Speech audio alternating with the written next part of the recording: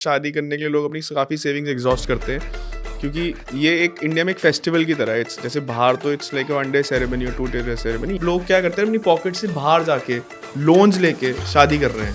तो आप social media देख लो, आप देखो कितनी फ्लैम्बॉयंट तरीके से लोग अपनी शादियां दिखा रहे हैं। एक्चुअली कोई भी बिहाइंड द सीन्स नहीं देख रहा है ना, सबको एक इमेज दिख गई है सोशल मीडिया पे, अब तो मैं ऐसे ही करूंगा, वो कैसे अचीव करना है वो नहीं पता। अब तो बहुत सारे स्टार्टअप्स आ गए हैं जो कि इन सब चीज़ों में इंकरेज कर रहे हैं, जैसे कि शादियों में लोन देना, कपल्स को लोन दे देना, हनीमून पैकेजेस स्पॉन्सर कर देना। तो ये सब हो रहा है बिकॉज ये रियलाइजेशन है ना कि इंडिया में सबसे ज़्यादा पैसे ही वेडिंग्स में खर्च हो रहा है। एज ए वेडिंग प्लानर बोलो तो हाँ बहुत अच्छी बात है तब पैसा खर्च करना, लेकिन जो एक्चुअल चीज़ है वो ये है कि आपको अपने मीन्स के हिसाब से ही पैसा खर्च करना चाहिए। हाँ आप बेस्ट करो उसमें अपना, क्योंकि वो आपकी लाइफ में वंस टाइम एक ही टाइम आएगा, वो एक ही वन टाइम अफेयर है, और उसमें अगर आप चीज़ें अच्छी करोगे तो it will create long lasting memory. So उस माइंडसेट से आप सोचोगे तो हाँ ठीक है, आपको अच्छा बेसिक चीज़ें उसमें करनी चाहिए। कम हो गया है बहुत काफ़ी कि लड़के वाले कंप्लेंट्स कर रहे हैं, डिमांड्स कर रहे हैं, ऐसा कुछ कर रहे हैं। डिमांड इन द सेंस कि मेरा अच्छा नहीं हुआ इवेंट, ऐसा नहीं हुआ। आई थिंक बहुत सपोर्ट हो चुका है, स्पेशली डेस्टिनेशन वेडिंग में सब पूल इन करके शादी करते हैं, सिर्फ एक पे बर्डन नहीं होता है। जो कपल्स हैं वो बाहर जाके पढ़ के आ रहे हैं, अवेयरनेस लेके आ रहे हैं, उनको पता है वैल्यू सिस्टम क्या है, उनको पता है कि बैलेंसिंग कैसे करना है, किस पे क्या करना है, लोड डिवाइड करना है। तो अब वो ही इनकरेज करते हैं अपने पेरेंट्स को कि हाँ we should split into two. नमस्कार आदाब दोस्तों। शादी हमारी ज़िंदगी का एक अहम हिस्सा है। भारत में शादियाँ एक उत्सव की तरह सेलिब्रेट की जाती हैं। अगर हम भारत में शादियों की बात करें तो औसतन जो खर्चा आता है शादी में वो 6 लाख से 12 लाख तक आता है। और आज के वक्त में दिल्ली जैसे शहरों में या फिर मुंबई की बात करें तो शादियों का खर्चा इससे ज़्यादा हो जाता है, करीब वो 50 लाख तक भी पहुंच जाता है। या ये कहें कि शादी जो है एक स्टेटस सिंबल बन गया है। चलिए आज हम इसी पर ही बात करेंगे हमारे पॉडकास्ट में हमारे ख़ास मेहमान भवनीत सिंह चावला जी से।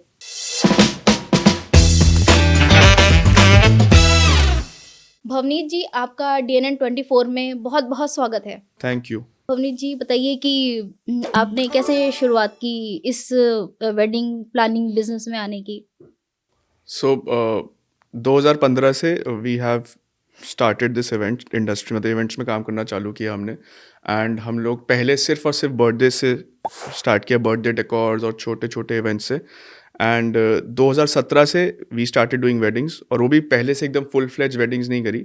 पहले छोटी छोटी थीम से काम किया कि एक जयमाला जो होती है उसकी एक थीम दे दी, एंट्रेंस की थीम दे दी, मतलब स्लोली एंड स्टेडली। मतलब हमारा जो फर्स्ट जो वेडिंग हमने करी थी वो बहुत ही छोटे बजट की, 50,000 rupees, that was a starting wedding, the first wedding that we did. और ऐसे हमने अपनी जर्नी स्टार्ट करी, फिर धीरे धीरे एस्केलेट किया, and now we are doing weddings in NCR and Uttarakhand. तो आपने कैसे सोचा कि हमें वेडिंग प्लानिंग बिजनेस में ही जाना है? ये सोचा हम see my personal thought was that मेरे को इवेंट्स करने हैं, मुझे क्रिएट करना अच्छा लगता है, चीज़ें प्रोड्यूस करना अच्छा लगता है, कि कैसे कुछ आप किसी सेलिब्रेशन करवाना अच्छा लगता है। सो that is how I thought कि मैं इवेंट इंडस्ट्री में जाता हूँ। एंड उसके बाद स्लोली एंड स्टेडली डायरेक्शन अपने आप मूव होता चला गया, बर्थडे से फिर कॉलेज फेस्टिवल्स, फिर वेडिंग्स, एंड आज हम वेडिंग्स ही कर रहे हैं। मतलब weddings is our major part of business right now. तो ये इवेंट मैनेजमेंट जो है, इवेंट प्लानिंग जो है, ये वेडिंग प्लानिंग से कितना अलग है या फिर सब एक ही में आता है? सी इवेंट मैनेजमेंट बहुत बड़ा अम्ब्रेला है, उसके अंदर ये सब आता है। See be it weddings, be it college events, be it artist management, be it corporate events. So उस बड़े अम्ब्रेला के अंडर हम लोग ये 3-4 वर्टिकल्स में काम कर रहे हैं। So this is one big umbrella. तो ये जैसे कि ये वेडिंग प्लानिंग ज़्यादा इम्पोर्टेंट है आपके लिए या फिर बाकी जैसे कि कॉर्पोरेट हो गया या फिर बाकी सब चीज़ें हैं? अब इसको डिस्टिंग्विश तो नहीं कर सकते कि क्या ज़्यादा इंपॉर्टेंट है क्या कम इंपॉर्टेंट है, बट हाँ सब नहीं, इवेंट्स। बिजनेस किस में ज़्यादा आता है? बिजनेस तो वेडिंग्स में ज़्यादा आता वेडिंग्स में है। ज़्यादा आता अभी है। एज ऑफ नाउ हमारा मेजोरिटी बिजनेस वेडिंग से आता है। सो ऐसे आप कहोगे तो हाँ ठीक है, वेडिंग्स हाँ। Is integral part of a business right now.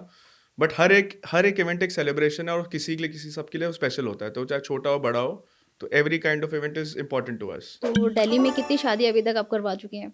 हम लोग रफली 70 के आसपास वेडिंग्स करा चुके हैं यहाँ पे 70। इन 3.5 years। और I think yes, this is the kind number of weddings I have done till now. 20।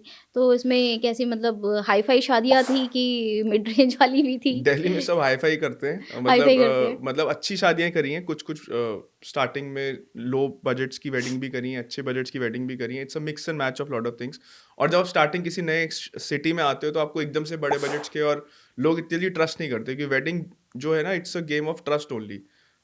इसमें आप कुछ भी कर लो, मतलब आप अच्छी अच्छी प्रेजेंटेशंस बना लो, आप दिखा दो कि मैं ये कर दूंगा, मैं ऐसी थीम दे दूंगा, but at the end of the day वो सामने वाला अगर आप पे ट्रस्ट नहीं करेगा तो he can't give you the most special day of his to execute. मतलब वो आपको अपना बड़ा दिन, जितना बड़ा दिन है उसके लिए, जो एक ही बार आता है मोस्टली लोगों की जिंदगी में, वो एग्जीक्यूट करने को नहीं देगा। हाँ, मोस्टली एक ही बार शादी होती है। हाँ, कुछ लोगों की 2 बार भी होती है। मोस्टली, तभी मैंने मोस्टली कहा आपको। हाँ। हाँ, तो ये है कि जैसे जो बड़े घरों की शादियाँ होती हैं उसमें क्या आपको प्रेज़ेंटेशन देनी पड़ती है? हमें तो छोटे घरों, मतलब सी एनीबडी जिसकी भी मतलब शादी कैसी होगी। प्रेज़ेंटेशन देनी होती है? अब मतलब आपकी शादी हो चुकी है ना, हाँ। अगर नहीं हुई थी तो आपको प्रेजेंटेशन देता पहले मैं कि मैम आपकी इवेंट में हम ये करेंगे। नहीं, मेरी जब शादी हुई थी तो जो वेडिंग प्लानर आया था उसने ऐसा कुछ बताया नहीं था। हाँ, वो एक कैटलॉग लेकर आया था और एक टैब लेकर आया था। उसने पापा को ये चीज़ें बताई कि ये हम लोग करते हैं। उसमें पापा ने सेलेक्ट कर ली, हम लोग ने चीज़ें सेलेक्ट कर ली। हाँ, ऐसे हुआ था। मतलब कि काफ़ी बड़े लेवल पर नहीं है कि अब वो पूरी तरीके से प्रेज़ेंटेशन दे रहा है, ऐसा नहीं था। हम लोग जो ऐसा करते हैं, हम लोग बेसिकली क्या करते हैं, जब हमारी फर्स्ट इनिशियल मीटिंग होती है तो समझने की कोशिश करते हैं कि आपका और हमारा जो कपल है उसका विजन क्या है अपनी वेडिंग को रिगार्डिंग, मतलब वो क्या चाह रहा है अपनी वेडिंग से, कैसा दिखाना चाह रहा है। उसके बाद उसके इनपुट्स लेके we create a presentation, customise presentation, जो हम उसको फिर सेकेंड या थर्ड मीटिंग में दिखाते हैं कि this is the presentation, this is the kind of theme आपकी वेडिंग में जो हम करेंगे। मतलब कि कपल्स मतलब कि दूल्हा और दुल्हन दोनों एक साथ होते हैं। आजकल तो होते ही हैं, मतलब अ, आजकल तो अलग अलग कोई नहीं होता अच्छा। आजकल तो, बिकॉज मोस्टली ट्रेंड यही है कि दोनों एक ही साथ चीजें डिसाइड करते हैं। फैमिली तो बाद में आती है, फैमिली तब आती है जब आप बजट्स डिस्कशन करोगे, अच्छा, तब पहले फैमिली आती है। मोस्टली कपल्स दूल्हा-दुल्हन डिसाइड करते डिसाइड कर हैं। लेते हैं। दूल्हा मतलब थीम और जो बेसिक वेडिंग का फ्रेमवर्क है वो तो कपल ही डिसाइड करता है, and then later on family comes into the picture and tell them कि ये कर लो या ये कर लो, and as per their budgets they ये तो डिसाइड। सेम सिटी में अगर दूल्हा-दुल्हन है, कपल है तो उनके लिए ठीक है, लेकिन अगर कोई दूल्हा दूसरे शहर का है, दुल्हन दूसरे तो शहर जूम की है, मीटिंग, तो गूगल ज़ूम मीटिंग, मीटिंग होती है। Google meet. तो जनरली ऐसे ही होता है, एंड मोस्टली मैंने जितनी मीटिंग्स करी हैं पहले कपल के साथ ही करी हैं, और फैमिली बाद में आती है, और कपल ही डिसाइड करता है 90% ऑफ द चीज़ें जो उनकी वेडिंग में उन्हें चाहिए। मतलब ये हाई-फाई शादी की बात आप कर रहे मैं हो? हर जो शादी की बात कर रहा हूँ, मैं सी हाई फाई और मैं उसको वो नहीं कर सकता कि डिफ्रेंशिएट नहीं कर सकता।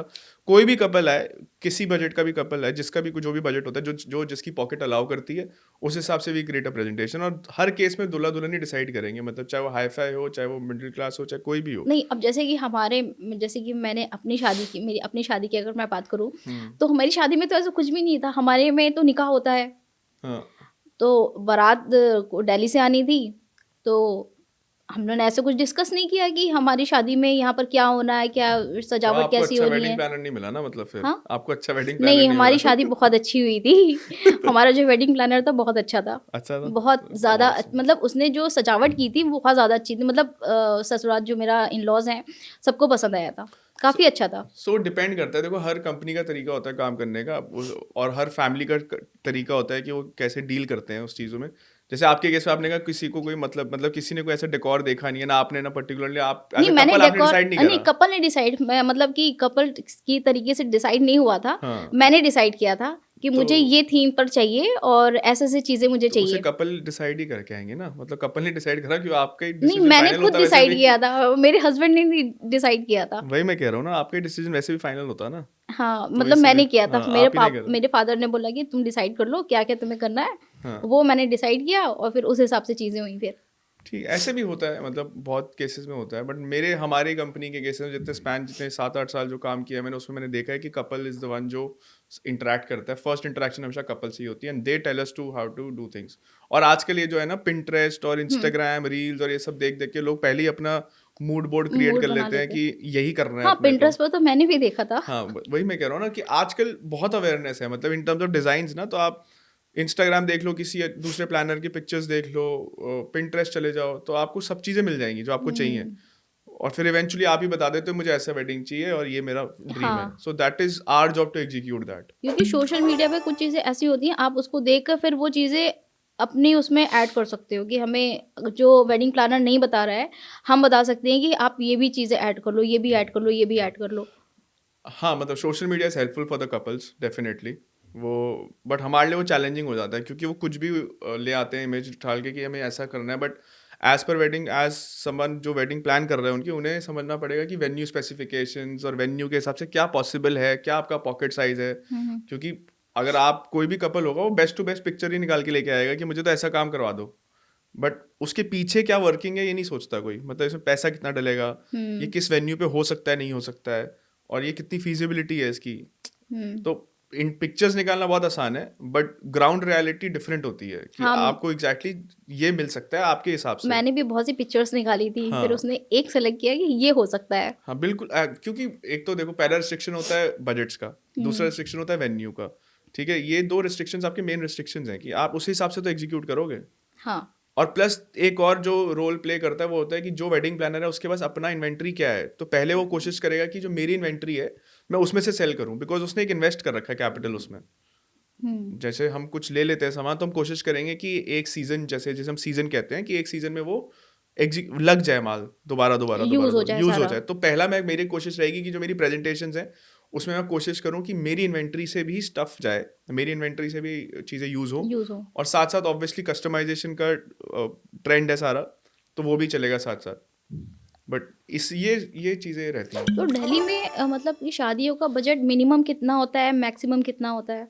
मिनिमम और मैक्सिमम आजकल ना कुछ रहा नहीं है। मिनिमम इज़ लाइक लोग डेकोर, अगर मैं सिर्फ डेकोर की बात करूंगा, डेकोरेशन की बात करूंगा, तो 2-3 लाख से भी स्टार्ट हो जाता है, and only decor. Only decor. लेकिन अपर लिमिट इसकी कुछ नहीं है, मतलब you can spend as much as you can, उसमें की कोई लिमिट नहीं है। और जिस हिसाब से आजकल ट्रेंडी चीज़ें आ रही हैं और जो शोशाबाजी जो आप कह रहे थे हुँ। इनिशियली जब आपने स्टार्ट किया वर्ड, तो उस हिसाब से देयर इज नो लिमिट, आप कितना भी स्पेंड कर सकते हो। तो ये तो सिर्फ़ मतलब कि जो नीचे की जो कह सकते हैं जो मिडिल क्लास लोग हैं, वो तो फिर कैसे अफ़ोर्ड करते हैं इतनी तो शादियाँ? वो अपने बजट के हिसाब से करते हैं ना। मतलब वही मैंने आपको कहा ना कि हर बजट में काम होता है इन नहीं, अ वे अगर दैट। किसी ने बजट दिया कि मेरा 10 लाख का बजट है और उस 10 लाख में सब कुछ करना है, मतलब कि आपको वेन्यू भी, वेन्यू फूड भी भी। लेना है, फूड भी करना है और सजावट भी करनी है, तो कैसे मैनेज होता है?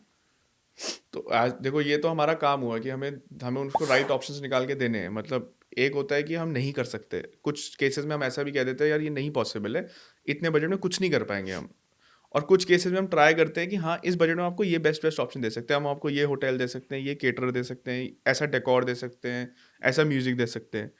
उस हिसाब से फ्रेम बना के उसे उसको प्रेजेंट करते हैं कि this is what we can do in your budget.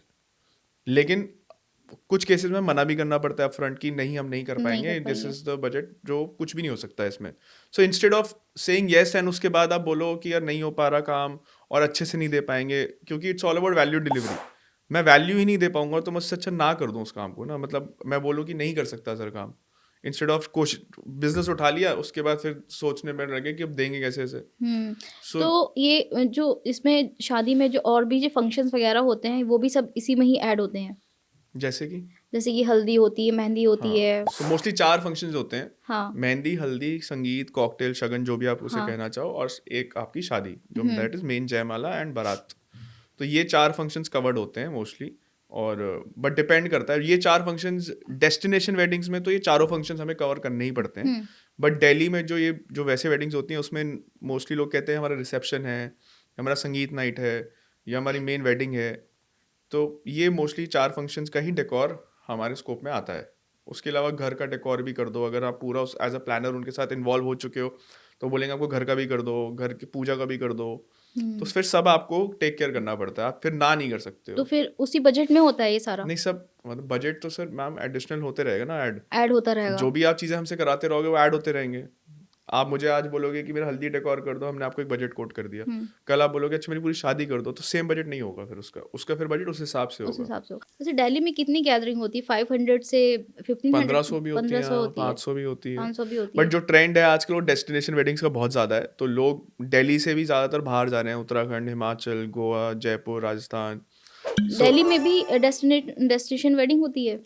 नहीं, दिल्ली में नहीं होती। दिल्ली में तो इट्स लाइक जो लोकल लोग हैं वो लोग ज़्यादा काम कर रहे हैं, बट जो अच्छी फैमिलीज हैं बहुत, मतलब most of them they go outside, they do their small intimate gathering, 200-250 लोगों को लेके जाना, अच्छे सारे फंक्शंस वहाँ करके आना और यहाँ के एक रिसेप्शन थ्रो कर देना। तो जो वो सब की प्लानिंग आप ही करते हैं? हाँ, तो वो वहाँ से हमारा रोल स्टार्ट हो जाता है जब हमें वेन्यू सजेशन देना होता है कि सर ये वेन्यू आपकी रिक्वायरमेंट्स के हिसाब से अच्छा है। कोई कहता है मुझे बीच साइड वेडिंग करनी है, कोई कहेगा मुझे स्पिरिचुअल प्लेस पे वेडिंग करनी है, जैसे ऋषिकेश हो गया, बनारस हो गया, कोई कहेगा माउंटेन्स में करना है। तो वी सजेस्ट देम वेन्यू, क्योंकि हम लोग वेन्यू से टाई अप करके रखते हैं, तो हम उन्हें बताते हैं कि ये वेन्यू अच्छा है सर, इसमें इतने रूम्स हैं, आपके सारे फंक्शन अच्छे से हो जाएंगे। अगर आपका टाई अप नहीं है, आपका क्लाइंट उसने कहा कि नहीं मुझे ये वेन्यू नहीं चाहिए, हमें दूसरा वेन्यू चाहिए, हाँ, तो हम वो भी तो दे आप सकते कैसे हैं। करते हैं? कुछ नहीं, फिर उस केस में वेन्यू पे जाते हैं, बोलते हैं दैट हमारा क्लाइंट है, हमें आपके यहाँ वेडिंग करनी है, एंड बिजनेस किसी भी होटल के पास आएगा कोई मना नहीं करेगा।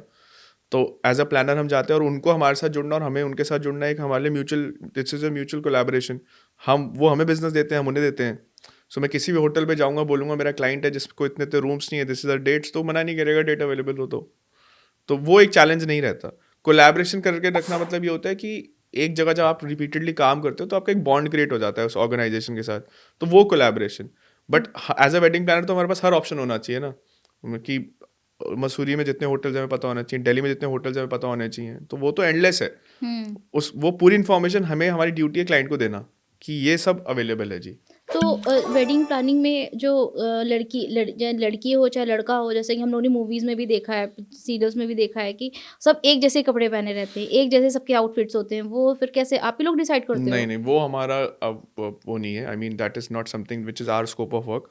हाँ, जब हम उनको वार्डरोब प्लानिंग एक चीज़ देते हैं, वार्डरोब प्लानिंग क्या होता है, जैसे हमने एक थीम डिसाइड करी कि हल्दी हम कार्निवल थीम से करेंगे, तो वो बहुत कलरफुल थीम हो गई। तो बस हम सजेस्ट क्या कर देंगे, वो जो आप एक कार्ड बनता है ना आइटनरी, या जो पहले काउंटडाउन वाला कार्ड बनता है 10 days to go, 15 days to go, तो उसमें एक वार्डरोब प्लानर भी एक चीज़ होती है जिसमें हम लिख देते हैं सजेशन कि कार्निवल थीम है तो wear something colourful. Glitters theme है कॉकटेल की, तो वेयर अ टक्सीडो और a smart casuals, smart formals. तो ये सजेस्ट करते हैं, पर उसमें हमारा कोई कंट्रोल नहीं होता कि कोई गेस्ट क्या पहनता है क्या नहीं पहनता। नहीं, जैसे कि हम लोगों ने सीरियल्स में भी देखा हुआ है और एक वेब सीरीज़ भी आई हुई थी, उसमें भी हमने देखा था कि जो वेडिंग प्लानर जो होते हैं, वो लड़की का और लड़के का जो आउटफिट होते हैं दूल्हा और दुल्हन का, वो भी डिसाइड करते हैं। सी मैम, वो हम डिसाइड नहीं करते हैं, वो हम सजेस्ट करते हैं। देखो there is a difference. Decide हम नहीं कर सकते पहनना उन्होंने, हम सिर्फ सजेस्ट कर सकते हैं उन्हें, अगर वो हमारा सजेशन लेना चाहे तो। But decision is at the end couple का ही होता है कि उन्हें क्या पहनना है उस दिन, और उस डिसीजन। ज्वेलरी भी वो दिखाते हैं कि ये ज्वेलरी आप इसमें से पसंद कर लो। नहीं सी, वही मैं कह रहा हूँ ना, सजेशन सब चीज़ का कर सकते हैं हम, कि आप इस ज्वेलर पे चले जाओ, इस ज्वेलर पे अच्छे अच्छे ज्वेलरी का वो आ रखा है, पूरा कलेक्शन आ रखा है, आप इस जगह चले जाओ अपने आउटफिट्स लेने। बट हम सिर्फ एक सजेशन सजेशन मोड देते पे हैं। रहते हैं, हम लोग ये नहीं कर सकते आपको यही लेना है या आपको यही चाहिए, आई थिंक तभी अच्छे लगोगे आप, ये नहीं करते। कुछ कपल्स को चाहिए होता है सब, कुछ कपल्स को सिर्फ बेसिक बेसिक चीज़ें चाहिए होती है, डेकोर, एंटरटेनमेंट और हॉस्पिटैलिटी मैनेजमेंट और ये सब। बट कुछ कपल्स को बिल्कुल हर चीज़ ही चाहिए होती है कि पंडित जी भी बता दो, ये सब बता दो। लेकिन इन केसेस में हम लोग सिर्फ और सिर्फ ऑप्शंस देते हैं। ऑप्शंस देते हम हैं लोग कि आप डिसीजंस, ये ऑप्शंस हैं, आप इसमें से सेलेक्ट कर लो। हाँ, हम लोग ये नहीं बताएंगे कभी भी कि आप यही करो, नेवर, ये नहीं करेंगे। कि मैंने मूवीज़ में ही देखा है काफ़ी साल पहले, ये वेडिंग प्लानिंग से related, made in heaven, made in heaven, Netflix वाली। हाँ नेटफ्लिक्स में। तो उसमें और रियल लाइफ में कितना कितना फ़र्क है? मतलब उसमें भी आई थिंक सेम ही तरीके से चीज़ें दिखाई थी कि वो प्रेजेंटेशंस देते हैं जाके, हाँ। अपनी बड़े बड़ी फैमिलीज को जाके देखते हैं। तो ज़्यादा फर्क, मतलब फ़र्क तो कुछ भी नहीं है। They actually portrayed how a wedding planner works. अभी कितने बिजनेसमैन, दिल्ली के कितने बड़े बड़े बिजनेसमैन की शादी आपने करवाई ठीक है? ठाक करिए, जैसे मतलब नाम तो नहीं ले सकता मैं लोगों का, बट हाँ काफ़ी लोगों की अच्छी वेडिंग्स हुई हैं जो हमारे। दिल्ली के टॉप मोस्ट दिल्ली बिजनेसमैन में है। काफ़ी जो अच्छे HNIs हैं उनकी शादी करी है, उत्तराखंड में बहुत HNIs हैं उनकी शादियाँ करी हैं। सो करी हैं, काफ़ी वेडिंग्स तो करी हैं। दिल्ली में मोस्टली लोग कहाँ शादी करना पसंद करते हैं? मेरे मैक्सिमम क्लाइंटेल डेस्टिनेशन है। Destination मेरे है। दिल्ली की लोकल शादियाँ बहुत कम होती हैं। अच्छा। मतलब मैंने जो शादी करी यहाँ पे वेस्टर्न सोना, 2-4 प्रॉपर्टीज है वहाँ पे शादी करी, बट मेरा जो मोस्टली क्लाइंट वो बाहर लेके जाता है मुझे। अच्छा। वो बोलेगा मेरे को कहीं डेस्टिनेशन पे तो लेके कहाँ जाना। कहाँ अभी आपने डेस्टिनेशन वेडिंग हम मसूरी करवाई है? करते हैं, जिम कॉर्बेट कर रहे हैं, मतलब कसौली इंडिया कर के रहे हैं। अंदर ही? अभी तक तो इंडिया तक ही करी है, हाँ हाँ। और mostly mountains and Goa, that लोग राजस्थान और जयपुर में, जोधपुर में भी तो शादी करना बहुत वहाँ पसंद पे करते वही हैं। मैं कह रहा हूँ आपके। देखो आपका उत्तराखंड, हिमाचल, आपका राजस्थान और आपका गोवा, और साउथ साइड में केरला लोग जाना पसंद केरला। करते हैं। तो मोस्टली मेरे जो क्लाइंट आता है, हमारी कंपनी का जो क्लाइंट आता है, दैट इज डेस्टिनेशन वेडिंग वाला क्लाइंट, और वो हमारे को मजा भी आता है करने में, मतलब उसमें एंड टू एंड जब मैनेज करो तो मजा आता है। अब एक दिन का फंक्शन आप एग्जीक्यूट कर दो, डेकोर कर दो, खत्म हो गया सारा। बट यहाँ होता है कि आपने चेक इन से लेकर चेकआउट तक पूरी जर्नी एक कपल के साथ आपने स्पेंड करी है, मतलब उनकी फ्लाइट बुकिंग से लेकर एवरीथिंग। देन एवरीथिंग फिर हम सब करेंगे, फिर हम होटल बुकिंग से लेकर सब करेंगे, सब कुछ करते हैं, राइट। मतलब जब शादी उनकी कंप्लीट हो जाती है फिर आपका काम खत्म होता है। बस हाँ, वहाँ उसके बाद कोई काम नहीं है हमारा। जब वो 7 फेरे हो जाते हैं या फिर निकाह हो जाता है, जब चेकआउट हो जाता है ना गेस्ट का, अच्छा। दैट इज समथिंग, हमारा काम आपका खत्म हो काम गया। जब complete हो, लास्ट उसके बाद गेस्ट फिर चेकआउट, आपका कोई काम नहीं रह जाता है। हमें उसके बाद तो नहीं रहना चाहिए काम मेरा कोई भी। नहीं, अगर कभी कुछ ऐसा हुआ कि शादी के बीच में आपने प्लानिंग की, आप वेडिंग प्लानर और कुछ ऐसे इश्यूज आ जाएं, फिर जो क्लाइंट है वो आपके ऊपर एलिगेशन लगाए कि नहीं हमने तो ऐसा कहा था लेकिन आपने ऐसा कर दिया, ऐसा कुछ केसेस हुए हैं आपके साथ में? स्टार्टिंग में तो काफ़ी होते हैं, बट अब उसी से आप सीखते हो। बट पहले होता था कि हम लोग जैसे वर्बली बात करी और सारा कुछ हो गया। अब उसमें क्या होता था, बड़े कन्फ्यूजन होते थे कि ऐसा तो नहीं बोला था, ये 10 नहीं 12 बोले थे। तो स्लोली एंड स्टेडली फिर हमने रियलाइज़ करा, हमने क्या करना शुरू करा, एक तो प्रेजेंटेशन देनी शुरू करी, फिर हमने एक एलिमेंट शीट देनी शुरू करी कि ये आपके एलिमेंट्स है, इसमें ये क्वांटिटी, ये सब चीज़ें आपके पास, आपको डिलीवरेबल्स में आएंगे। तो list of deliverables, element presentation, ये सब जब एक्नॉलेजमेंट हो जाता है तो हमारा काम स्टार्ट होता है। तो कभी ऐसा हुआ कि खाना कम पड़ गया है और फिर क्लाइंट कह रहा है खाना कम पड़ गया नहीं, है? अभी तक ऐसा खाना कभी कम नहीं बढ़ा तो खाना ये कभी कम शादियों में हो जाता है ना ये, नहीं, या फिर खाना- कभी ऐसा भी हुआ है कि लड़ाई हो गई दूल्हा और जो दूल्हा की फैमिली और दुल्हन की फैमिली में भी कुछ ऐसी चीजें हो गई, ऐसा कुछ हुआ है आपके उसमें? दूल्हा दुल्हन की फैमिली में एक ही वेडिंग हुई थी जिसमें पता नहीं क्या हुआ था दोनों फैमिलीज के बीच में कि दुल्हन उड़ गई थी एकदम बीच फेरों में से। अच्छा। और फिर उसके बाद मैंने देखा कि लड़के वाले बेचारे हाथ उथ जोड़ रहे हैं, कुछ कर रहे हैं। अब एग्जैक्ट तो मुझे भी नहीं पता क्या हुआ था, मतलब बट लड़के वाले जोड़ रहे थे? जोड़ सकते हैं वो भी, ऐसे तो हाँ नहीं हाँ, होते। मतलब मोस्टली तो लड़की वाले ही जोड़ते हैं हाथ। नहीं, बट इस केस में ऐसे ही हुआ था। वो मुझे आज तक नहीं पता उनके बीच में क्या बात हुई थी, बट फिर वो हो गई थी फिर शादी। शादी हो गई थी फाइनली? हाँ, मतलब बहुत ही ऐसे एकदम एज पे आ गई थी कि तो गया, शादी खत्म हो गई बस। अच्छा। बट फिर वो कुछ हो गया होगा वर्कआउट।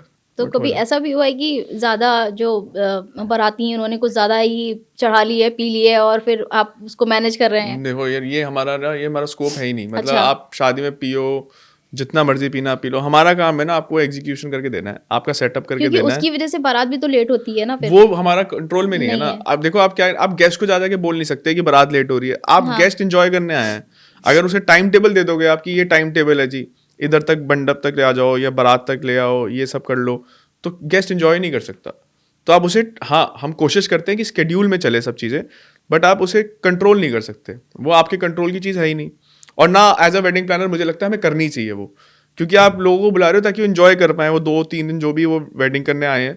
और उसमें अगर आप उन्हें बोलो कि नहीं जी बस 8 बजे तक आप करोगे, फिर आप 11 बजे तक करोगे, ऐसा नहीं होता। नहीं, तो फिर ऐसे भी होता है ना कि इंडिया में, दिल्ली में, मैंने अपने लखनऊ में भी देखा हुआ है कि जैसे बारात का टाइम है 8 बजे, लेकिन फिर बारात आ रही है 2 बजे। हाँ बिल्कुल होता है। होता हमारी है 3 मैक्सिमम बज शादी में जाते हैं, ऐसे 3 होता भी है। बज जाते हैं बारात आते आते। तो फिर ऐसे आप कैसे मैनेज करते हैं? जो आए गेस्ट आए हैं उनका खाना पीना वो तो इंतजार करते रहते हैं ना? नहीं, एक्चुअली क्या होता है, जब आपके गेस्ट आ जाते हैं शुरू, तो फूड तो ओपन हो ही जाता है। और हमारी तो मैक्सिमम शादियों में 11-12 बजे इज द टाइम जो बारात आती है, और वो यही टाइम रहता है। मतलब वो फन का टाइम है, वही एक टाइम होता है जब खुल के लोग डांस कर रहे हैं, बढ़िया नहीं, कर मैं रहे हैं। अभी तो कुछ आई थिंक हो रहा होगा 1 महीना मान लीजिए, 1 महीने पहले मैं एक शादी में गई थी। मतलब हम तो लड़की वाली की तरफ से थे, बारात आनी थी और वो लोकल बारात थी और बारात आई 3 बजे। ये तो ज़्यादा लेट हो गया खैर। हाँ, 3 बजे बारात आई है। मतलब मोस्टली ऐसा हो गया था, बस नींद, अब ऐसे थोड़ा खास रिश्ता भी था तो जा भी नहीं सकते थे, घर भी नहीं जा सकते थे। तो वो चीज़ मुझे सही नहीं लगी कि 3 बजे बारात, दुल्हन बेचारी बैठी हुई है। तो आप बताओ, इसमें वेडिंग प्लानर का क्या रोल है, क्या करेगा वो?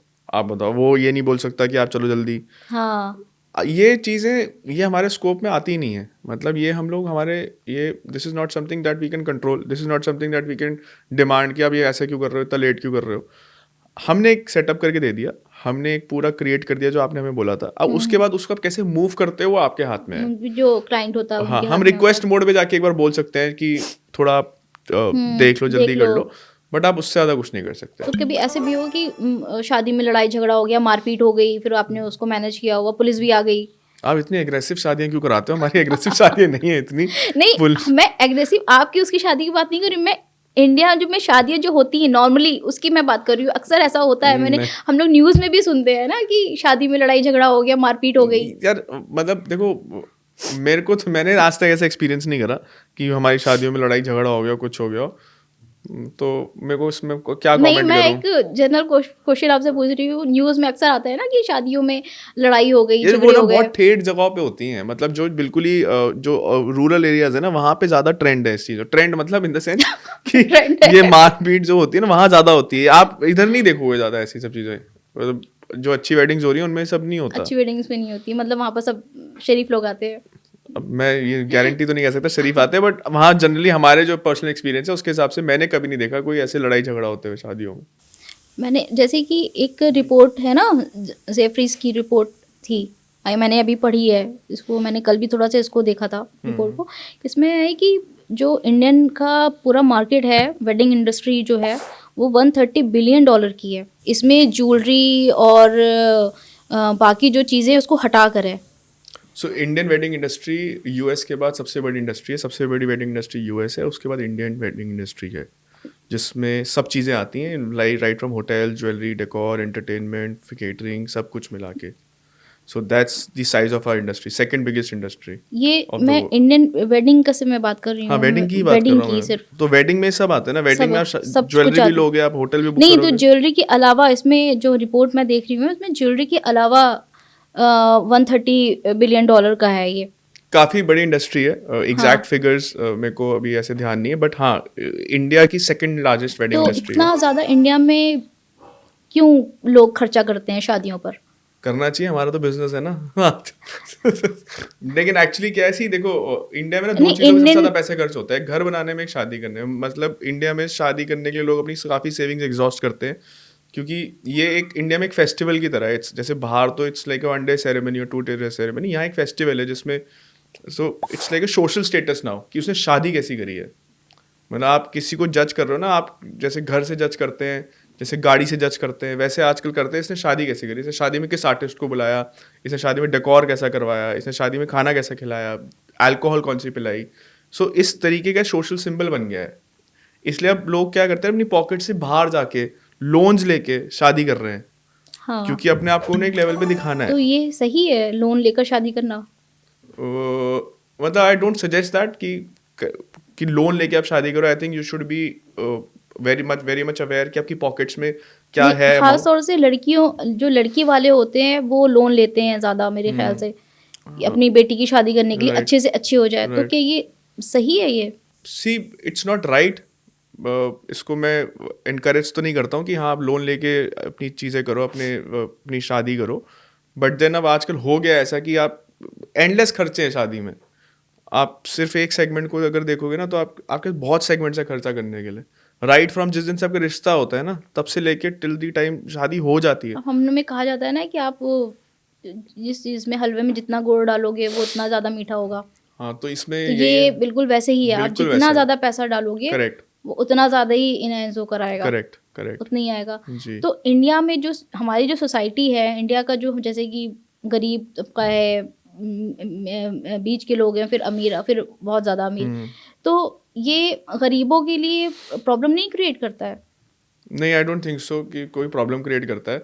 हाँ, बस मेरे को लगता है थोड़ा जो सफ़र होता है मिडिल क्लास होता है, क्योंकि उनको ना वो दिखावा, ज़्यादा भी नहीं दिखा सकते, कम भी नहीं कर सकते। तो हाँ, वो एक वही ज़्यादा हैं जो लोन्स ले रहे हैं आज की लोन्स डेट में, लेते हैं। अपने आप को उस लेवल पे लेके आने के लिए, जस्ट बिकॉज कि उन्हें अपना सोशल स्टेटस मेंटेन करना है। जो थोड़ा अंडर प्रिविलेज्ड है वो अपने मीन्स में ही रहते हैं कि जो इतना है उतने में ही करना है। सबसे ज़्यादा जो अपनी पॉकेट्स को एग्जॉस्ट करता है वो मिडिल क्लास कर रहा है, कि उसे दिखना है कि मैं बहुत बड़ा शादी कर मैं रहा हूँ, अमीर हूँ। मैं अमीर हूँ। हाँ, सो वो एक सेगमेंट है जो हाँ ये कर रहा है ज़्यादा। तो ऐसा क्यों हो रहा है इंडिया में? पहले कैसा था और अब अभी पिछले 3-4 सालों में तो ये कुछ ज़्यादा ही ये चलन बढ़ा है। आप देखो ना, आप सोशल मीडिया देख लो, आप देखोगे कितनी फ्लैम्बॉयंट तरीके से लोग अपनी शादियां दिखा रहे हैं। बर्थडेज में भी लोग तो बड़े बड़े इसमें आते हैं। सोशल मीडिया का बहुत ज़्यादा रोल है। काफ़ी बड़ा रोल है। मतलब आई सोशल थिंक मीडिया से ही लोग सबसे ज़्यादा इन्फ्लुएंस होकर, एक्चुअली कोई भी बिहाइंड द सीन्स नहीं देख रहा है ना, सबको एक इमेज दिख गई है सोशल मीडिया पे, अब तो मैं ऐसे ही करूंगा। वो कैसे अचीव करना है वो नहीं पता, बट मैं करूंगा। तो एक जिद हो गई है कि मैं ऐसी शादी करूंगा, मैं गोवा जाके शादी करूंगा, या मैं इधर ही जाके शादी करूंगा, इसी होटल में शादी करूंगा, यही आर्टिस्ट चाहिए मुझे अपनी शादी में। तो फिर जब आप इस टेम्परमेंट में आ जाते हो कि मैंने किसी को आपको देख के कुछ करना है तो फिर आप कुछ भी करोगे, बी इट टेकिंग लोन्स जैसे आप कह रहे हो, वो हाँ। कर रहे हैं लोग। बैंक भी तो लोन देता है शादी के लिए। अब तो बहुत सारे स्टार्टअप्स आ गए हैं जो हाँ। कि इन सब चीज़ों में इनकरेज कर रहे हैं, जैसे कि शादियों में लोन देना, कपल्स को लोन दे देना, हनीमून पैकेजेस स्पॉन्सर कर देना। तो ये सब हो रहा है बिकॉज ये रियलाइजेशन है ना कि इंडिया में सबसे ज्यादा पैसे ही वेडिंग्स में खर्च हो रहा है। घर के बाद सबसे ज्यादा वेडिंग्स में लोग पैसा खर्च कर रहे पढ़ाई में इतना नहीं खर्चा करते हैं, शादी में ज्यादा खर्चा हैं, बहुत खर्च कर रहे हैं। मतलब आप ये सोशल स्टेटस है, और सोशल स्टेटस को दिखाने के लिए आदमी कुछ भी करता है। कुछ भी करता है। मैंने एक चीज़ भी देखी है कि आप कितनी भी अच्छी शादी कर लो, मतलब कितनी भी अच्छी, करोड़ों रुपए भी खर्चा कर दो, लेकिन जो लड़की वाले होते हैं वो सेटिस्फाई नहीं होते हैं। नहीं, अब आजकल वो ट्रेंड नहीं रहा। मतलब मैंने बहुत कम देखा है कि लड़की लड़के वाले जो आप कह रहे हो, कम हो गया है बहुत काफ़ी, कि लड़के वाले कंप्लेंट्स कर रहे हैं, डिमांड्स कर रहे हैं, ऐसा कुछ कर रहे हैं। डिमांड्स इन द सेंस कि मेरा अच्छा नहीं हुआ इवेंट, ऐसा नहीं हुआ। आई थिंक बहुत सपोर्ट हो चुका है, स्पेशली डेस्टिनेशन वेडिंग में सब पूल इन करके शादी करते हैं। सिर्फ एक पे बर्डन नहीं होता है कि सिर्फ अच्छा। ब्राइड साइड ही करेगी, तो ग्रूम साइड भी पूल इन तो करता है। ये सिर्फ जो मेट्रो सिटीज़ हैं, ये पूलिंग वाला ज़्यादा मेट्रो सिटीज़ में ज़्यादा है। यहाँ अवेयरनेस ज़्यादा टीयर 2 है। टीयर 3 सिटीज़ में इतना नहीं है। बिल्कुल नहीं, यहाँ अवेयरनेस ज़्यादा है ना। यहाँ Awareness। एक्चुअली कपल अवेयर है कि एक फैमिली पे इतना लोड नहीं देना है। अब शादी दोनों की हो रही है तो दोनों ज़्यादा करेंगे। टीयर 3 सिटीज़ में तो ऐसा कुछ भी नहीं है, टीयर 2 में भी इतना नहीं है। हाँ, मतलब आप कह सकते हो वहाँ नहीं है, बट हाँ जो मेट्रो सिटीज़ हैं, जो बड़ी सिटीज़ हैं, जो ग्रोइंग सिटीज़ हैं, उनमें क्योंकि जो कपल्स हैं वो बाहर जाके पढ़ के आ रहे हैं, अवेयरनेस लेके आ रहे हैं, उनको पता है वैल्यू सिस्टम क्या है, उनको पता है कि बैलेंसिंग कैसे करना है, किस पे क्या करना है, लोड डिवाइड करना है। तो अब वो ही इनकरेज करते हैं अपने पेरेंट्स को कि हाँ वी शुड स्प्लिट इनटू 2। जैसे टीयर 2 सिटीज़ हैं या फिर टीयर 3 है, उसमें सारा बोझ, ज़्यादातर 70% बोझ तो लड़की वालों पर आ जाता है। जी, वहाँ अभी भी ये है, ये कल्चर हाँ। अभी भी है कि वहाँ पे the girl side will spend more, the girl हाँ। Side will take all the और फिर रिस्पॉन्सिबिलिटी। बट वो भी स्लोली स्लोली फेड आउट हो जाएगा। जब आप देख रहे हो कि एक जगह से ट्रेंड शुरू हुआ है तो स्लोली स्लोली वो भी फेड आउट हो जाएगा। हाँ, रूरल एरियाज तक ये कब तक आएगा पता नहीं, बट अभी तक जितना लग रहा है कि ये धीरे धीरे वहाँ से फेड आउट हो जाना चाहिए। हो रहा है। अभी कितने परसेंट, मतलब कितना आपने आपके अकॉर्डिंग अभी तक कितना हुआ है टीयर 3 और 2 में? सी एज पर परसेंटेज तो कोई फिगर्स नहीं है अभी। हाँ, बट ये ट्रेंड शुरू हो चुका है। आई मीन लोग समझने लग गए हैं कि इट्स अब दोनों की शादी है और दोनों को ही इक्वली इसमें आप कंट्रीब्यूट करना चाहिए। तो ये it's process now, it has started. तो आपने जैसे बताया कि आप शादियों में जो सेलिब्रिटीज़ को भी बुलाते हैं, तो वो फिर आप कैसे कैसे करते हैं? So basically artist management is also one of a service. तो generally we contract in artist, जो जितने भी आर्टिस्ट सेलिब्रिटीज हैं उनके मैनेजर्स और उनके जो मैनेजमेंट कंपनीज हैं उनके साथ we have a collaboration and we book the artist through the managers and their respective agencies. That's how we do तो इट। अभी तक कितने कितने सेलिब्रिटीज़ को आपने बुलाया हुआ है? काफ़ी बुलाई हैं सेलिब्रिटीज। आई मीन जैसे मतलब हमने अरमान मलिक के साथ शो किया है, कैलाश खेर जी के साथ। अरमान मलिक जो सिंगर है। अरमान मलिक, कैलाश खेर, पेपॉन और श्रेया घोषाल, सुनिधि चौहान, मतलब मोस्टली सिंगर्स हैं। Mostly Diljit singers. दोसांझ दिलजीत दोसांझ। और तो ये सब दिल्ली में ही किया है? नहीं, डेस्टिनेशन वेडिंग्स जो आप करते हैं हर उसमें? जगह करें। कुछ कॉलेजेस में भी बुलाए हैं, अच्छा। कुछ कॉलेजेस में बुलाए, कुछ वेडिंग्स में भी बुलाए हैं। तो कॉलेज में कैसे आप, मतलब कैसे मैनेज उसको कैसे मैनेज किया जाता है? सी कॉलेज इवेंट में उनके जो मेन फेस्टिवल्स होते हैं जो एक साल में एक ही बार करते हैं जनरली कॉलेजेस, वो भी उनका एक मार्केटिंग का एक तरीका है फेस्टिवल करना, so that they tell the students कि हमारे मतलब इतने लेवल के बड़े बड़े कल्चरल फेस्टिवल्स होते हैं। तो उसमें जनरली 2-3 दिन का इवेंट होता है। उसमें आप 2-3 आर्टिस्ट बुलाते हो, अपना साउंड लाइट सेटअप्स कराते हो, पूरा प्रोडक्शन करते हो। So that is one service that we also provide college events के लिए। सो उसमें आर्टिस्ट भी बुलाए हैं हमने बहुत बार। तो आर्टिस्ट, जैसे किसी कॉलेज ने कहा कि हमें ये आर्टिस्ट सुनिधि चौहान का बुलाना है, तो उसका मैनेज कैसे होता है? कैसे आप मैनेज करते हो? कुछ नहीं, वी 2-3 दिन का, 3 दिन का, तो उनका स्टार्टिंग से लेकर एंड तक मतलब सब आप ही देखते हो फिर? जी, so once the contract is signed और हम बोलते हैं हाँ ठीक है हम आपका इवेंट कर रहे हैं, तो we check the availability with the manager कि इज मैम और द आर्टिस्ट अवेलेबल और not, and then we inform the college, we share the prices, we book the artist. ये हमने न्यूज़ में भी देखा है कि ऐसा भी हुआ है कि आर्टिस्ट आया ही नहीं है। बहुत रेयर केसेस होते हैं ऐसे, मतलब बहुत ऐसा, ये कोई मेजॉरिटी नहीं है, मतलब ये ज़्यादा नहीं होता है, ये बहुत कम होता है। बहुत कम होता है। और वो भी कोई जेन्युइन रीज़न रहा होता है। ऐसा नहीं होता है कि आर्टिस्ट को अच्छा लग रहा है कि वो कमिट करके नहीं आए। कुछ इश्यूज रहे होंगे, या क्योंकि आपको अंदर की खबर किसी को नहीं पता होती ना कि आर्टिस्ट क्यों नहीं आया है। All we know is artist नहीं आया है। अब आर्टिस्ट क्यों नहीं आया, और ऑर्गेनाइजर ने कोई फॉल्ट किया है, आर्टिस्ट को पेमेंट मिला है नहीं मिला है, आर्टिस्ट के साथ कोई पर्सनल इशू भी हो सकता है, तो उस केस में आर्टिस्ट एक सेकंड डेट दे देता है जनरली कि मैं अब इस डेट पे परफॉर्म कर लूंगा। नहीं, जैसे कि कोई इवेंट हुआ है, उसमें कोई आर्टिस्ट आया है, टिकट्स भी सारे सोल्ड आउट हो गए और आर्टिस्ट नहीं आया, तो इसमें तो फिर प्रॉब्लम हो जाती है। बिल्कुल प्रॉब्लम होती है, but artist responsibly next date देता है कि मैं इस डेट पे परफॉर्म करूंगा, और आर्टिस्ट खुद अनाउंस करता है कि मैं नहीं, ऐसा बहुत 0.1% चांस है कि आर्टिस्ट सेम डे बताएगा कि मैं नहीं आ रहा हूँ। कई बार ऐसा भी हुआ है ना कि कोई आर्टिस्ट है, वो परफॉर्म करते करते वो चला गया, हाँ, कुछ तो ये security बात issue नहीं फिर है। किस पर आती है? ये आप लोग के ऊपर आती है कि ऑर्गेनाइजर्स पे आती है, बिल्कुल आती है, जो ऑर्गेनाइजर? ऑर्गेनाइजर्स पे आती है, बट उसमें भी बहुत रीजंस होंगे ना, मतलब आई थिंक सिक्योरिटी इशू रह सकता है, या क्राउड में कुछ डिस्टर्बेंस हो रही हो, लोग तो आज ये बोतले बोतले भी फेंक देते हाँ। हैं, तो उस केस में तो as an organiser we would also prefer कि हमारा आर्टिस्ट स्टेज से उतर जाए और चला जाए, बिकॉज चला हम जाए। उसकी सिक्योरिटी भी इंपॉर्टेंट है ना। हम एज एन ऑर्गेनाइजर, हमें दोनों की चीज इंपॉर्टेंट है, हमारा क्लाइंट हैप्पी हो, क्लाइंट सेटिस्फाइड हो, और हमारा आर्टिस्ट भी सही रहे। तो अगर उसके सिक्योरिटी पे बात बनाई, तो फिर our first priority is to get him out. आप खुद ही कहते हो कि आप निकल जाओ, आप मतलब दैट स्टेज इज से। आवर रिस्पांसिबिलिटी ना। हमारा आर्टिस्ट जो है, कोई सेलिब्रिटी आया है, तो वो हमारे वर्ड पे आया है, हमारी ऑर्गेनाइजेशन के साथ काम करते हैं इसलिए आया है, तो हमारी कुछ रिस्पांसिबिलिटी उसकी तरफ भी बनती है।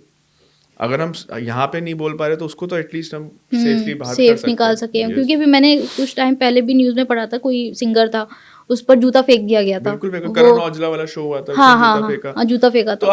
अब आप इस केस में क्या करोगे? अब आप ये तो नहीं कर सकते, नहीं नहीं मैं आई कंटिन्यू परफॉर्मिंग। बहुत कुछ कर भी देते हैं, कुछ को अपनी सिक्योरिटी होता है कि हमें को जाना चाहिए, या रिज्यूम थोड़ी देर बात करना चाहिए शो, क्योंकि क्राउड से कुछ दिक्कत होती है तभी आर्टिस्ट छोड़ता है स्टेज, वरना नहीं छोड़ेगा आर्टिस्ट। तो इसमें जो आर्टिस्ट होता है और आप लोग जो हैं, उसमें फिर बाद में कुछ इश्यूज तो नहीं होते हैं कि आर्टिस्ट बोल रहा है कि नहीं, आपने सिक्योरिटी सही से प्रोवाइड नहीं की थी, या फिर बिल्कुल हो सकता है, आर्टिस्ट बोल सकता है, आर्टिस्ट आपको क्वेश्चन कर सकता है कि मेरी सिक्योरिटी में कमी रही है, या मेरे को प्रॉब्लम आई है शो पे, तो आर्टिस्ट बोलता है कि you should have made better security arrangements. But then कुछ चीज़ें ऑर्गेनाइजर के कंट्रोल में नहीं होती, बिकॉज क्लाइंट की तरफ से भी हमें डील करना होता है, तो क्लाइंट को भी हम बताते हैं कि उसे इतनी सिक्योरिटी चाहिए, और अगर बाई चांस क्राउड कुछ कर दे तो उसका तो किसी के हाथ में भी नहीं है ना। मतलब हम तो बीच क्राउड में जाके नहीं खड़े हो सकते कि या कोई देखते रहें कि कौन क्या कर रहा है, वो तो एक प्रोटोकॉल नहीं है। बट अगर ऐसा कुछ हो जाता है तो फिर आप कुछ नहीं कर सकते, you are helpless there, you just all you can do is दोनों पार्टीज को सेफली चीज एग्जीक्यूट कराना। मतलब आप बाहर चले जाइए, मतलब आप निकल जाइए शो से, हाँ। और आप भी थोड़ा सा, मतलब थोड़ा ताकि हॉल्ट हो जाए, ब्रेक हो फॉल्ट हो जाए, जाए, ब्रेक हो जाए। उसके बाद अगर सिचुएशन अलाउ करती है, देन अगेन आर्टिस्ट कैन तो कम। आपके साथ ऐसा हुआ है? नहीं, हमारे साथ ऐसा नहीं हुआ अभी तक। अभी तक नहीं हुआ है। अभी तक हमारे साथ ऐसा नहीं हुआ कि हमारा शो बंद हो गया और रुक गया हो। हाँ, अभी ऐसा हुआ नहीं है कि शो रुक गया हो, बंद हो गया, फिर कुछ ऐसे सिक्योरिटी इश्यूज आ गए हो। नहीं से ऐसा अभी तक नहीं हुआ, बिकॉज हमारे ना मोस्टली जो कॉलेजेस होते हैं, कॉलेज में बच्चे होते हैं, तो बच्चे बहुत रेयर चांसेस होते हैं वैसे कि कुछ करें, और शादियों में तो कोई ऐसा नहीं करता है। तो शादियों में तो वैसे ही लिमिटेड गैदरिंग होती है, एंड वही लोग आते हैं जो बहुत ही क्लोज होते हैं फैमिलीज के, या जिनके साथ अच्छे रिलेशन होते हैं, और मोस्टली ऐसे वो लोग होते नहीं कि ये शो स्पॉइल करें, so they want, they are here to enjoy the show. तो आप जो चार्जेस हैं वो पर आर्ट्स के अकॉर्डिंग लेते हैं कि पूरे दिन के अकॉर्डिंग? नहीं, पूरा दिन नहीं होता मैम। जैसे 90 मिनट्स एक आर्टिस्ट परफॉर्म करता है, जो 90 मिनट्स का उसका टाइम लाइन होता है कि 90 मिनट करेगा, 90 120 मिनट मैक्सिमम, उसी के पैसे होते हैं बस। उसके पैसे होते हैं। और जैसे कि सेलिब्रिटीज़ की शादियाँ होती हैं, जैसे कि आप दीपिका पादुकोण हो गई, प्रियंका चोपड़ा हो गई, इनकी शादियाँ तो काफ़ी लेविश तरीके से हुई थी जी। और इन्होंने तो ये भी बोला था कि सब कुछ जो हमारा वेडिंग प्लानर है वही देख रहा है। करेक्ट। तो उसमें अगर आपके पास ऐसे कुछ आता है तो आप कैसे मैनेज करते हैं? सी, जो बड़ी शादियाँ होती है ना, उनको प्रॉब्लम क्या है, उनके पास टाइम नहीं होता। हाँ, टाइम तो नहीं वो होता है। वेडिंग प्लानर को हायर करने का मतलब ये होता है कि भाई मेरे सारे काम हो जाए और मुझे सिर्फ शादी में आऊँ, मैं जाऊँ। हाँ, तो फिर आपको एंड टू एंड सब करना पड़ता है। मतलब फिर आप समझो कि अब वो 4-5 महीने जो हैं वो आपके उसी शादी में लग जाएंगे। और सर्विस इंडस्ट्री का काम ही यही है, इट वर्क्स ऑन ट्रस्ट। हमारे पास कोई प्रोडक्ट तो है नहीं हम दिखा सकें कि ये हमारा प्रोडक्ट है जी और इतने का एमआरपी है इसकी। हमारी सर्विस है, हम, और वो कस्टमाइज्ड है। जो आप लोगे हमसे उस हिसाब से इसका कॉस्ट आएगा, चार्जेस होंगे। और हम आपको कुछ दिखा नहीं पा रहे ना। मतलब आपको क्या एक 3D मॉडल दिखा देंगे ज्यादा, बट एक्चुअल तो आपको नहीं पता कि होना क्या है। तो वो ट्रस्ट पे ही आपको काम देगा। वो ट्रस्ट मेंटेन करने के लिए छोटी छोटी चीजें हैं जो आपको इंश्योर करनी पड़ती हैं। कभी ऐसा हुआ है कि आपके क्लाइंट ने कहा कि आपकी ये सर्विस मुझे पसंद नहीं आई, ये सर्विस नहीं सही थी, हाँ बिल्कुल, बहुत। तो उसका आप पैसा वापस करो। नहीं मतलब पैसा वापस तो ऐसा नहीं होता है, बट नहीं, कुछ केसेस में स्टार्टिंग में ऐसा होता था कि चीज़ें लोगों को नहीं पसंद आती थी या डिसअपॉइंट हो जाते थे। और हम भी जब नए नए होते हैं तो हमसे भी गलतियाँ होती हैं ऑब्वियसली, और सबसे ही हुई होंगी जो भी कर रहा है बिजनेस। तो उस केस में या तो क्लाइंट डिडक्ट कर लेता है पैसा, क्योंकि कुछ पैसा तो ऑब्वियसली वो काट लास्ट डे लेता तक है। देता है, लास्ट डे तक देता है। अच्छा। और या फिर वो अपने डिसअपॉइंटमेंट जाहिर कर देगा कि मेरे को ये अच्छा नहीं लगा, बट डिडक्शंस नहीं करेगा। तो गलतियां हुई हैं, काफ़ी गलतियां हुई हैं, उसी से we have learned and come this far right now. मतलब होता आप मतलब बिल्कुल होता है, इसमें भी होता है। 100% परफेक्शन तो नहीं होता है, कुछ ना कुछ तो आपसे छूटेगा ही, कुछ ना कुछ आपसे रह जाएगा।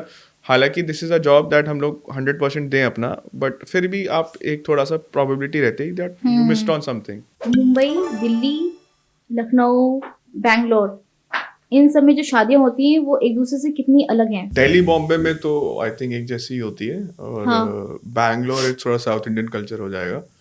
चौथा क्या बोला आपने? लखनऊ। लखनऊ में भी नॉर्थ में एक तरीके जैसी वेडिंग्स होती हैं, कस्टम्स अलग हो सकते हैं as per your culture, but trend एक जैसे ही। ट्रेंड ऐसी हाँ, जैसे दिल्ली और मुंबई में। चॉइसेस अलग अलग हैं बस, वैसे सब सेम है आई और थिंक। उधर बस खर्चे कैसे, जो शादी खर्चे में जो सब, ये खर्चा जो होता दो है तीन शहरों के अपने नाम लिए, वहाँ खर्चे करने वाले बहुत हैं। बहुत है। लखनऊ में बहुत अच्छे पैसा खर्च कर रहे हैं लोग शादियों में, दिल्ली तो कह रही है, और बॉम्बे भी। Bombay is also a place where as in people spend a lot on their weddings. और साउथ में जैसे कि अपने दिल्ली में या फिर लखनऊ में जितने फंक्शंस होते हैं, मेरे ख्याल से उतने फंक्शन साउथ में नहीं होते हैं। बिल्कुल होते हैं उनके फंक्शंस भी बहुत होते हैं, और उनके वो भी बहुत अच्छा लैविशली अपने फंक्शंस करते हैं, बहुत लैविशली स्पेंड करते हैं, एंड मतलब good weddings happen in south as well. अच्छा। सो इट्स वो कंपैरेटिवली अपने रिचुअल्स को लेकर ज्यादा फोकस्ड रहते वो हैं, ज्यादा स्ट्रिक्ट है अपने स्ट्रिक्ट रहते हाँ, हैं। राइट। अब हम मतलब थोड़े फ्लेक्सिबल हैं नॉर्थ फ्लेक्सिबल इंडिया, रहते हैं, चलो ठीक है ये नहीं होना है, ये होना है, ऐसा रहता है। बट उनका कल्चर के हिसाब से they very strict about their values, about their जो ये करना है तो यही ये करना है करना टाइप्स। है, हाँ मतलब लेकिन दे डोंट अपने कॉम्प्रोमाइज देयर। अपने साइड ऐसा नहीं है, दिल्ली और मुंबई है में पर कम है, कम है। कम है। मतलब डिपेंडिंग ऑन द फैमिली, ये सब ना एक्चुअली एक फैमिली की उस पे है, मतलब और डिस्क्रिप्शन पे, कैसी फैमिली, कौन स्ट्रिक्ट है, कैसा है, फ्लेक्सिबल है नहीं है। हम्म। तो हमारे यहाँ हैं लोग फ्लेक्सिबल, उधर कम है, उधर भी आपने है। हिंदू मैरिज भी करवाई होगी, उसमें प्लानर बने होंगे आप, और मुस्लिम्स में भी, तो ये कितना अलग है इन दोनों की शादियों का, आप वेडिंग प्लानिंग करना। सी कल्चर्स अलग हैं, तरीके अलग हैं, पर जो बेसिक फ्रेमवर्क है सेम है। मतलब होटल चाहिए, डेकोर अच्छा चाहिए, और म्यूजिक अच्छा चाहिए, आर्टिस्ट चाहिए, सब हो रहा है, बस कल्चर डिफरेंट है। हमारे सेरेमनीज अलग हैं, कहीं और सेरेमनीज कुछ और हैं, सो मतलब कल्चर डिफरेंट है, फ्रेमवर्क सेम है। That is what I think, कि उसमें ज़्यादा डिफरेंस नहीं आता। नहीं, जैसे कि मैंने देखा है कि वरमाला, जो जयमाला होती है, वो फिर उसके बाद लंबा, जो क्या बोलते हैं उसको, 7 फेरे, वो काफी लंबे चलते हैं, हाँ लेकिन कुछ जगहों पर बहुत जल्दी हो जाता है। बिल्कुल हो जाता है। सिख वेडिंग तो 45 मिनट्स में खत्म हो जाती है, जो लावा फेरे कहते हैं, हाँ आनंद हाँ। कारज जिसे कहते हैं। हिंदू वेडिंग्स 2-2.5 घंटे लगते हैं। हम्म। निकाह तो आपको ही पता है कितना टाइम लगता हाँ। है, ज्यादा टाइम नहीं लगता है 2 उसमें भी, मिनट। 2 मिनट। तो हर चीज का कल्चर अलग हुआ है, लेकिन आप तीनों केसेस में आप देखोगे, तीनों केसेस में सब चीजें कॉमन है। खाना चाहिए, होटल चाहिए, डेकोर चाहिए, अच्छा अरेंजमेंट्स चाहिए, सब चाहिए। सिर्फ कल्चर ही डिफरेंट है। जो काम हम 2.5 घंटे में कर रहे हैं, कोई 45 मिनट में कर रहा है, कोई 2 मिनट में कर रहा है। शादी तीनों ही कर रहे हैं, सिर्फ कल्चर अलग है, कल्चर अलग होकर उनके जो कस्टम्स अलग है। कस्टम्स अलग हो जाते हैं उनके। और कुछ जगहों पर तो वेडिंग प्लानर होता ही नहीं है, वो शादी अपने हिसाब से कर लेते हैं, अपने हाँ वही, तरीके से करते हाँ वो हैं। तो है ही, वो तो सर्विस लेने वाली बात है। हाँ आप क्या सर्विस लेना चाह रहे हो, किस कैसे अपनी। हाँ। देखो, जिनके पास टाइम की शॉर्टेज है ना, वो वेडिंग प्लानर जरूर हायर करेंगे। मेरे को ऐसा लगता है मेजर फैक्टर जो हम सेव करते हैं एज अ वेडिंग प्लानर, वो टाइम सेव करते हैं गेस्ट का, और उसको वैल्यू डिलीवरी देते हैं कि बेस्ट टू बेस्ट हम उनको क्या ऑफर कर सकते हैं। अच्छा, अगर हमें वेडिंग प्लानर वाला बिजनेस शुरू करना है तो मैं कैसे स्टार्ट करूंगी?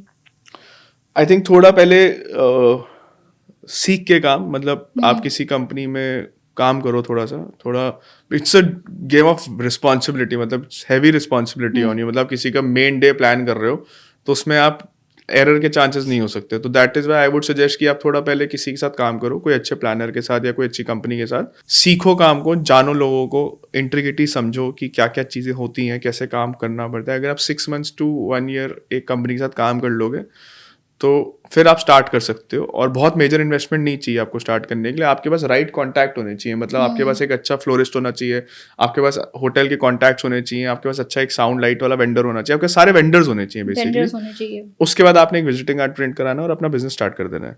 अच्छा. अगर आप स्टार्टिंग में, आपको इतना मेजर इन्वेस्टमेंट नहीं चाहिए. आपको सिर्फ क्या करना है, right contacts and you should be presentable in the sense you should know how to communicate. Presentation देना आना चाहिए और आपको बेसिक इंटीग्रिटीज, अगर आप किसी के साथ काम करके आए हो तो आपको पता होगी. सो that is how you can start. तो इसके लिए तो इसमें जैसे वेडिंग प्लानिंग है और इवेंट में इसका तो कोर्सेज भी बहुत अब शुरू हुए हो हैं गए कोर्सेज इसके काफ़ी, बट इतनी अवेयरनेस अभी भी नहीं है कि कोर्सेज हैं या फुल फ्लेज ये प्रोफेशन है. मतलब लोग इतना ज़्यादा फुल फ्लेज अभी भी नहीं उतरे हैं. इंडिया में कौन कौन से हैं बड़े इवेंट प्लानर? NIEM है, national institute of event management, institute of event management, और ये कुछ कॉलेजेस हैं जो ये कोर्स फुल टाइम ऑफर कर रहे हैं. और इसी के यही कोर्स है उनके पास. So, आपने कहाँ से किया है?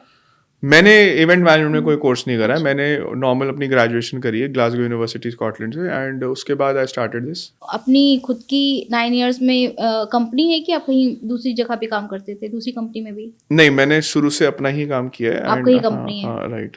अच्छा, कहीं काम नहीं किया है?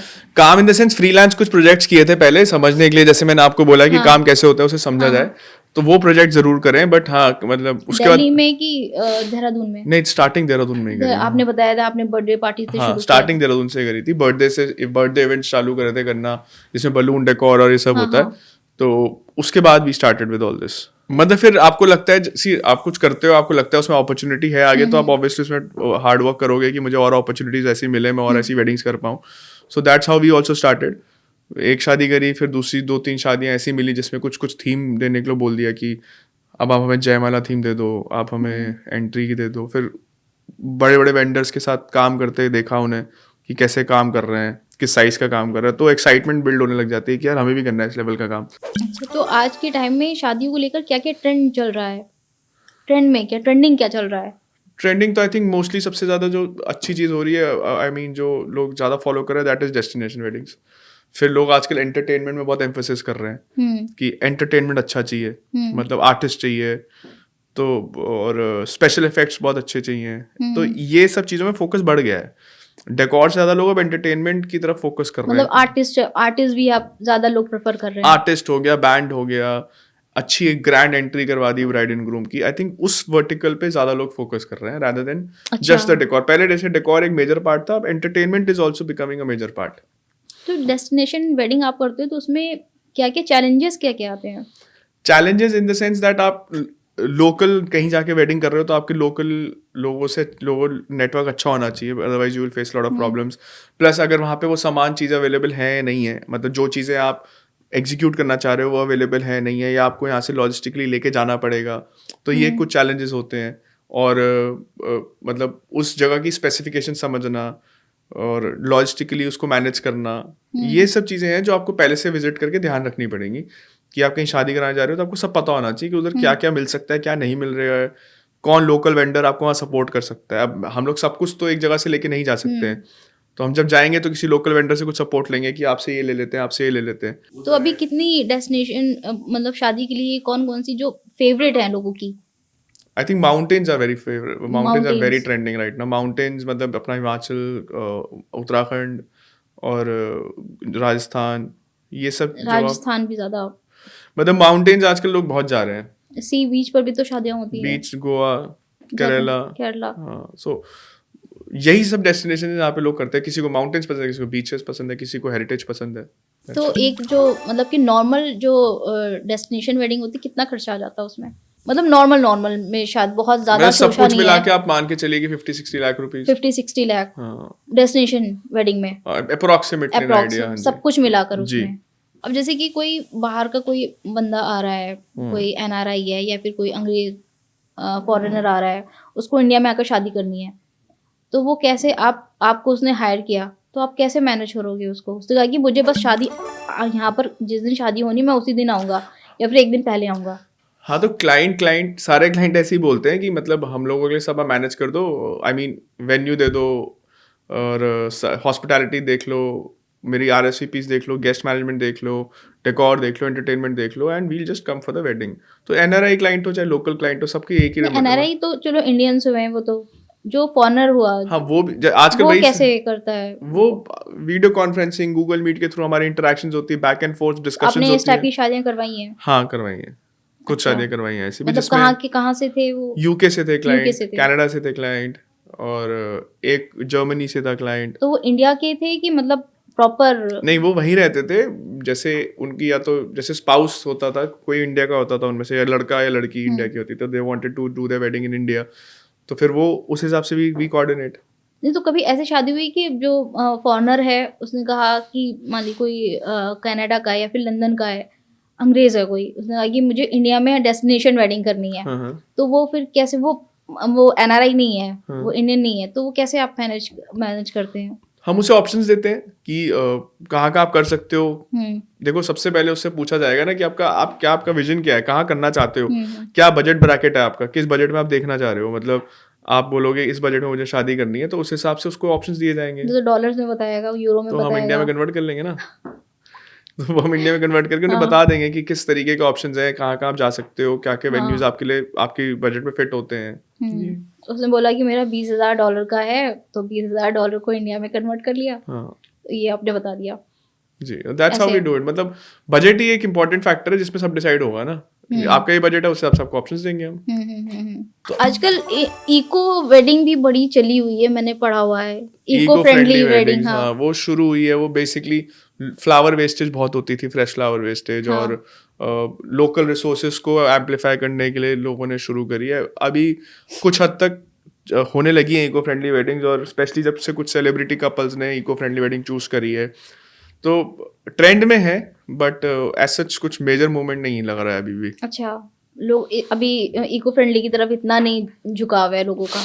है, पर इतना नहीं है, इतना मतलब नहीं इतना है। नहीं, इतना इंक्लिनेशन नहीं आया अभी भी। अच्छा, अवेयरनेस कम है ना अभी, मतलब awareness come this requires awareness. अभी तो अवेयरनेस आगे वाले टाइम में जो वेडिंग बिजनेस है, वेडिंग प्लानिंग का बिजनेस है, कितना आगे बढ़ेगा आई थिंक आपके मल्टीफोल्ड्स according? ग्रो होगा, और भी ग्रो होते जा रहा है, और बहुत अपॉर्चुनिटीज आ रही हैं लोगों के लिए, अच्छी वेडिंग्स आ रही हैं लोगों को, और अच्छी अच्छी चीज़ें चाहिए, नई नई टेक्नोलॉजीज आ रही हैं, लोग इंस्पिरेशन लेके कहीं ना कहीं से आ रहे हैं, बाहर से आ रहे हैं, and they want everything to be done that ways. So I think बहुत स्कोप है, और जैसे आपने स्टार्टिंग में कहा कि बहुत बड़ी इंडस्ट्री है हमारी, तो आई think it is a never ending thing. शादियाँ कभी बंद नहीं होंगी, और शादियाँ होती रहेंगी, और I mean this has lot of opportunities for everyone. अगर इसमें कोई अपना करियर बनाना चाहता है, तो this has a huge potential. इसमें थोड़ा टाइम बस अपने आप को प्रूफ करने में लगता है, अपने आप को सेटअप करने में लगता है, because this is a business where as in you have to just prove yourself every now and then. तो वो जो समय इन्वेस्ट करने को अगर आप तैयार हो, तो आपके लिए बहुत अच्छा अपॉर्चुनिटी है, एंड बहुत अच्छा पोटेंशियल है बिजनेस में। आपने अपनी कंपनी का जो नाम रखा है वो बहुत ज़्यादा इंटरेस्टिंग है, उसके पीछे क्या कोई स्टोरी है? कोई मतलब स्टोरी नहीं है। आई मीन जब हम ब्रेनस्टॉर्म कर रहे थे नाम के लिए, तो हम लोगों को ऐसा कुछ नाम चाहिए था जो एकदम जबान पे चढ़ जाए, मतलब कि ऐसा लोग रिकॉल कर पाए, रिकॉल वैल्यू जिसकी ज़्यादा हो। तो फिर ऐसे ही ब्रेनस्टॉर्म करते करते किसी ने आइडिया दिया कि let's keep it fourth monkey, monkey। And then we try to figure out कि क्यों रखें फोर्थ मंकी। देन ऐसी डिस्कशन में ब्रेनस्टॉर्म करते हुए आया कि यार सबने 3 बंदरों के नाम सुना हुआ है कि वो जो गांधी जी के 3 बंदर हैं, but we will create the fourth one which will be known for all good things. मतलब अच्छा ही करेगा, अच्छा ही बोलेगा, अच्छा ही सुनेगा, and provide extraordinary services. So we are trying to create an identity like this. आपने अपनी शादी कैसे प्लान की? अपनी शादी मैंने मतलब सबसे डिफिकल्ट थी मेरे प्लान करनी, क्योंकि मुझे उस टाइम, मेरी जब शादी हुई तो वो उस टाइम हुई थी जब सबसे सारी शादियां चल रही थी, मतलब इट वाज अच्छा। During the peak season. But फिर वो टीम को दे दी गई कि आप कर लो भाई, मेरी शादी तो प्लान कम से कम कुछ से कुछ कर लो। आई वॉज लीस्ट इन्वॉल्व, मुझे नहीं होना था इन्वॉल्व। मतलब मैं नहीं चाहता था कि मैं फंक्शन के बीच में बोल रहा हूँ भाई ये तू कर ले, ये तू कर ले। I didn't wanted to do that कि मैं खुद ही बता रहा हूँ इसको ये करो, मैनेज करो। So team did it very nicely for us. पूरा हाँ, दे डिड वेरी मैनेज किया नाइसली सब फॉर कुछ। मी, यस। तो डेस्टिनेशन वेडिंग थी कि आपने देहरादून में की? नहीं, मैंने देहरादून में ही करी थी। तो देहरादून भी डेस्टिनेशन ही हो गया। दिल्ली वालों के लिए तो हो गया, हाँ, हमारे दिल्ली लिए तो वालों के लिए तो देहरादून है। ही है। हाँ। तो that is how I did तो इट। इसमें आपकी जो वाइफ है वो भी इन्वॉल्व थी कि हमें ऐसा वही डेकोर इन्वॉल्व थी चाहिए? जो उन्होंने कह दिया वही होना था लास्ट में। अच्छा। तो हमने तो कुछ किया ही नहीं ज्यादा। नहीं, मोस्टली यही होता है ना कि जो दुल्हन होती है मोस्टली उसी का ही सुना जाता है। हाँ, ये तो हमें यूनिवर्सल ये लॉ है चाहिए, ना। हमें ये चाहिए, हमें ये चाहिए, ये नहीं चाहिए। हाँ, वो तो सुनना ही जाएगा, यूनिवर्सल लॉ है वो तो। भवनीत जी, आपका बहुत बहुत शुक्रिया DNN 24 में हमारे साथ इस पॉडकास्ट में बात करने के लिए। आपने बहुत कुछ इस इंडस्ट्री के बारे में हमें बताया है थैंक और यू बहुत सो मच। महीन चीज़ें, मोटी चीज़ें, बड़ी चीज़ें जो हमें नहीं भी पता थी, वो सब आपने बहुत अच्छी तरीके से एलोबरेट करके आपने हमें बताया है। तो बहुत बहुत शुक्रिया आपका हमारे साथ इस पॉडकास्ट में बात करने के लिए और इतनी अच्छी बातें हमें बताने के लिए। नहीं, थैंक यू सो मच, आपने बुलाया और मुझे बहुत मज़ा आया आपके साथ ये पॉडकास्ट करके। मुझे लगा कि शायद जो इन्फॉर्मेशन आप चाहते थे आपको मिली हो होपफुली, एंड जो आपका पर्पस है इस पॉडकास्ट को शूट करने का वो सॉल्व हो। So I am really thankful that आपने हमें बुलाया। हमारा और पर्पस ही यही है कि हम लोगों को वो बातें भी बताएं जो लोगों को नहीं पता हाँ, है। वही दैट इज़ वही, इसलिए so I think it was a good initiative from your end I am really thankful that you have called me here. बहुत बहुत शुक्रिया आपका। Thank you. जो है आपके आसपास, आपके शहर का खास, वो दिखाएगा आपको DNN 24, आपका अपना डिजिटल न्यूज नेटवर्क। तो फिर कीजिए लाइक, सब्सक्राइब और फॉलो।